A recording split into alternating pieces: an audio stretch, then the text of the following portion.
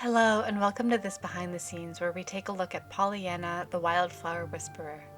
I wanted to incorporate women of all different ages and sizes in this series, and so I knew I had to have a young girl.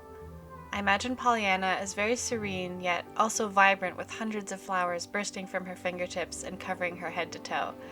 What better encapsulates the best parts of childhood than wildflowers that grow freely and burst with color in the most unexpected places?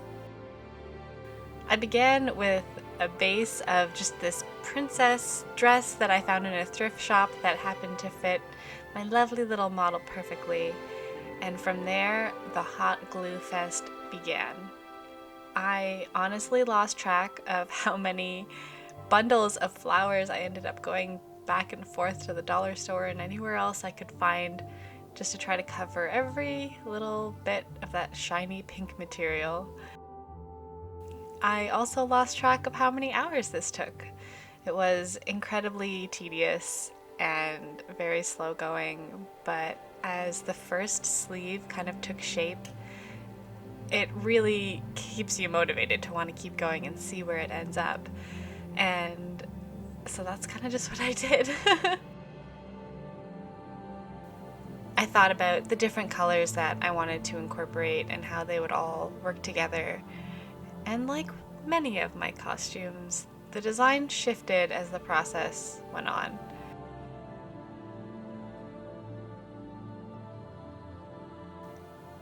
Originally, I'd considered keeping that light pink fabric that's draping over the skirt right now. Eventually, I ended up deciding to ditch it. It was just a little bit too much. I think it didn't really suit the rest of the dress, and ultimately I'm glad that I did that because it really gave the dress a chance to shine in all of its floral glory.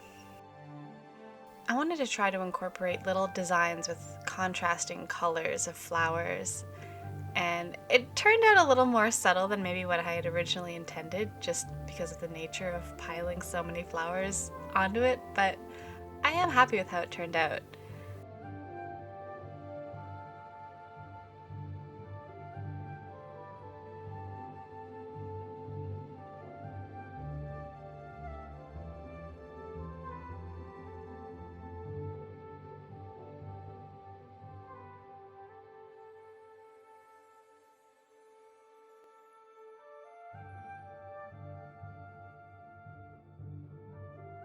The original design of the dress didn't have a collar on it, and it was feeling a little bit flat.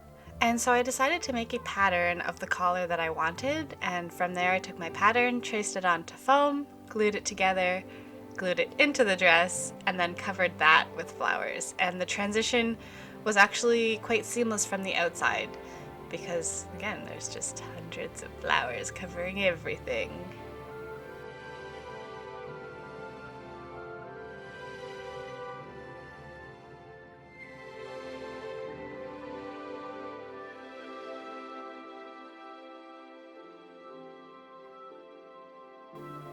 I'm glad that I used foam for this because it was able to keep a lot more of its structure than just a regular cotton fabric may have.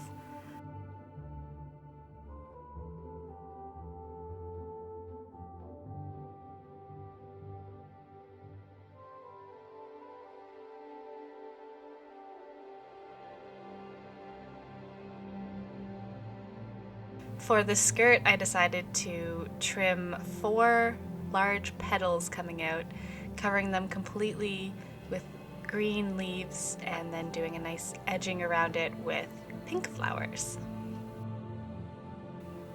I also can't tell you how many hot glue sticks I used or how many times I burned my finger, because I think I have just mentally blocked it all out and tried to forget the whole tediousness of this process, but I know I will do this again and I would do it again. It's just so exciting to see the final product, even if it takes a little bit of your soul to get there. We ended up shooting this in the backyard and laid out all of our little flowers into our mosaic shapes, and bringing it into Photoshop, I just kind of wanted to exaggerate that a little bit more, have it really be impactful with how many flowers are really around her. And I also wanted to create a little bit more depth in the image, so I have these falling petals and just kind of blurring them and maybe taking their brightness down a little bit so they aren't too distracting, but it does give you a sense that you're looking down on her from a height. And there we have it, Pollyanna, the Wildflower Whisperer. Thank you so much for spending this time with me. I hope you enjoyed it, and I will see you in the next one. Bye!